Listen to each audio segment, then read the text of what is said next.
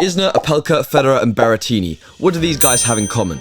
Well, they're the best servers on the ATP Tour in the last 52 weeks. Now, to get my serve to their level, I need to practice a lot. So for the next week, I'm going to regimentally practice my serve every other day to see if I can improve the power, accuracy and spin levels on my serve to help me win more matches.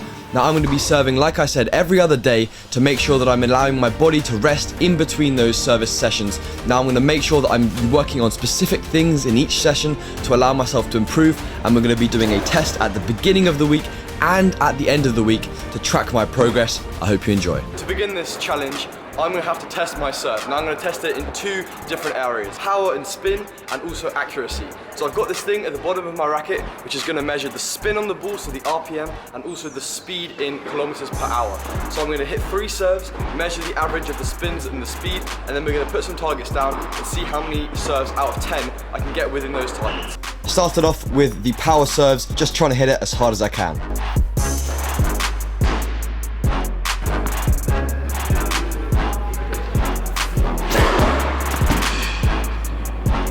170, that's a little bit better.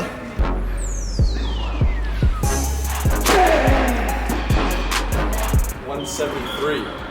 Now the average serve speed was 169 kilometers an hour, which is 105 miles per hour. I think that left quite a lot of room for improvement, so it'll be interesting to see how much I can actually increase that speed by. Spin serves and going down and see the most obvious spot.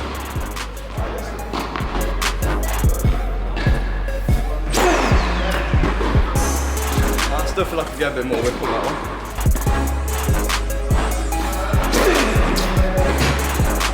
That one's good. Alright, last one.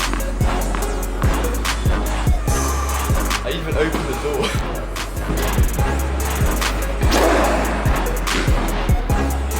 Three done. So the average spin was 1,979 RPM. Is that good? I'm not sure, I guess we'll find out. Now let's move on to the accuracy test. Alright, so we've got 2 channels lined up over there. I'm basically going to hit 10 serves. I can alternate which channel I try and aim for. I'm going to see how many balls I can get into the channels out of 10, and then we'll test it again at the end of the week. I'm not going to bore you by making you sit through the whole test. Here's the result.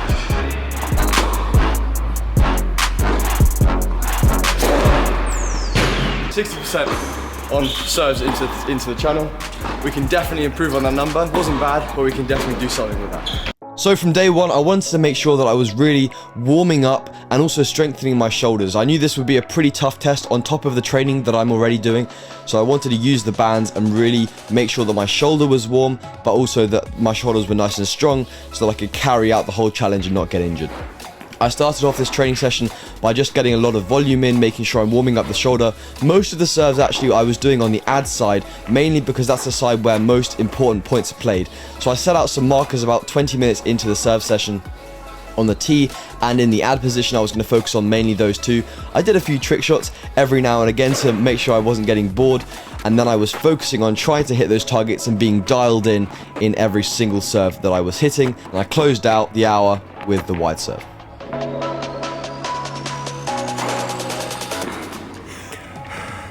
Can't lie, it's actually kind of tiring hitting so many serves back to back. Session number 2 was working on the out wide serve on the ad side. Now here I was working a mixture between first and second serves. On the second serves, I was really aiming to go for a lot of spin, really work the wrist, get lots of height over the net to ensure a large margin, and to try and break the tram line.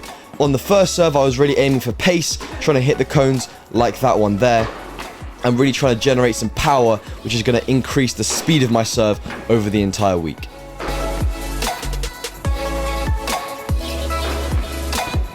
So on rest day number 2, I actually had a hit with my friend James. We actually played some really cool points, and if you want to go check them out, you can go and follow our TikTok, where we're going to be posting a lot of the points that we play in our sessions on a day-to-day basis. But I knew I didn't want to push myself too hard, so that was the only session we played that day, because I knew I had a big test the next day and I wanted to perform. So let's see the transformation over the 1 week.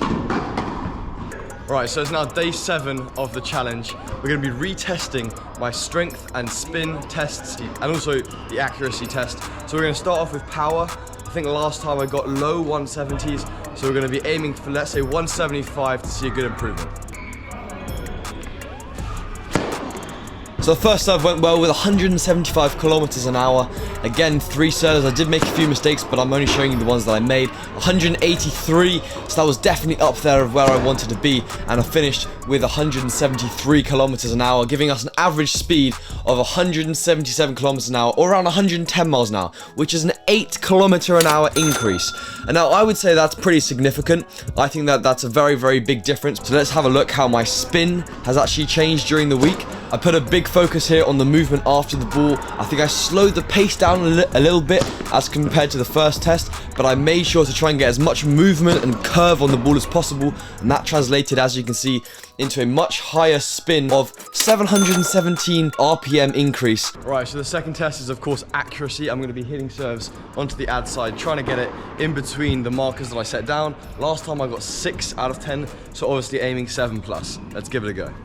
In the accuracy test, I had to beat 6 out of 10. I had a pretty good start, making a few of the first few serves really nice and consistently. I was going at a pace which was kind of a 60 to 70% first serve pace. You want to obviously make sure your serve was good enough to be a first serve, but also that you're making it consistently to your spots, because I think especially on a fast indoor court, hitting it to a spot is going to be more important than hitting it with kind of pace or loads and loads of spin. Getting the direction is really what I was mainly focusing on, and I ended up with making 8 from 10, which was a significant improvement from the first week, but I was super happy with that performance. So in summary, my serve speed increased from 169 to 177 kilometers an hour. My serve spin increased from 1,979 RPM to 2,696 RPM, and my serve accuracy increased from 6 out of 10 into the target to 8 out of 10 into the target. So that was definitely worth the week of training. If you guys want to see a 1-month serve transformation, let's see if we can get 2,500 likes on this video. But for now, I hope you enjoyed, and I'll see you guys next time.